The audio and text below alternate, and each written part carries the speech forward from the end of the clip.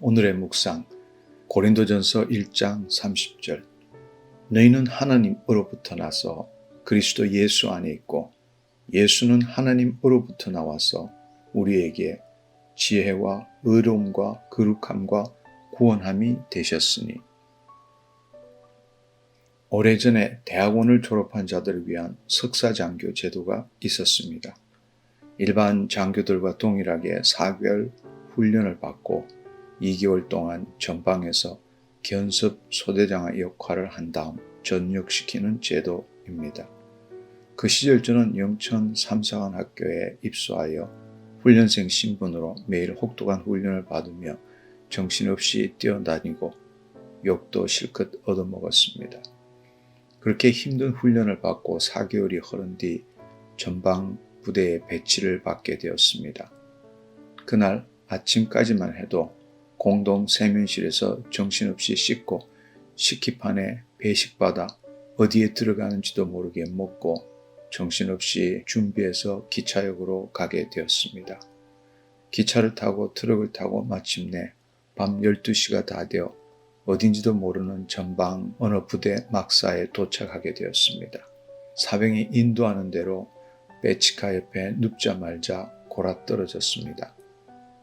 아침에 누군가가 깨우기에 깜짝 놀라 벌떡 일어났습니다.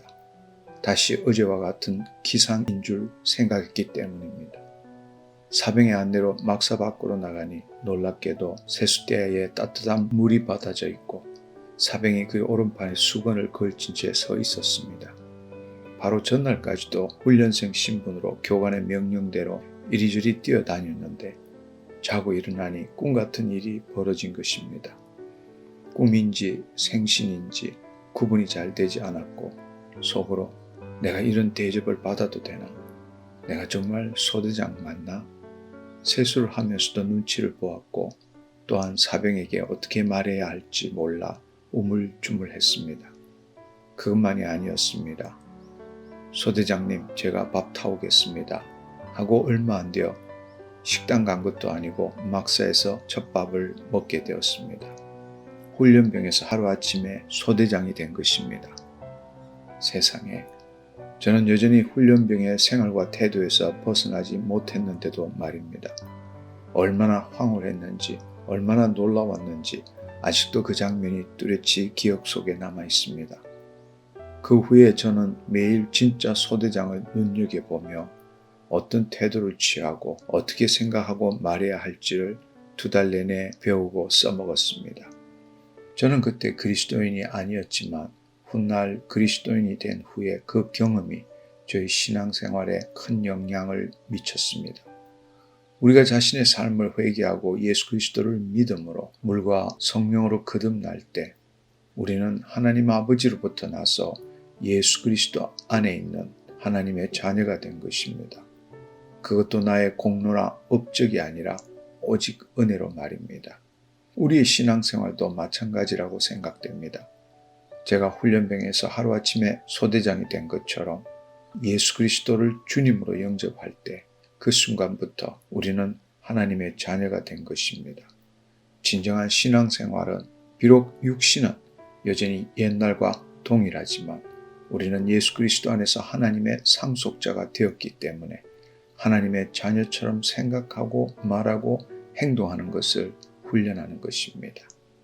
그런데 안타깝게도 많은 그리스도인들은 여전히 현재의 자신의 생각과 행동을 변화시키므로 하나님의 자녀가 되려고 애쓰고 있습니다.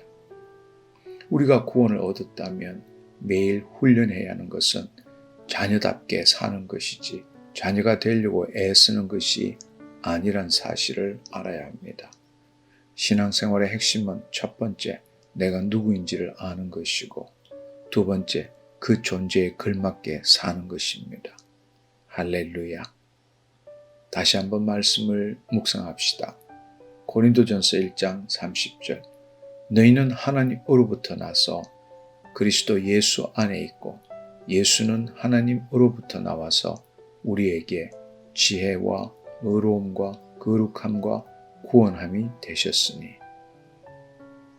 질문. 당신이 하나님의 자녀라는 사실이 믿기지 않는 이유는 무엇입니까? 당신이 하나님의 자녀라면 당장 무엇부터 새롭게 해야 합니까?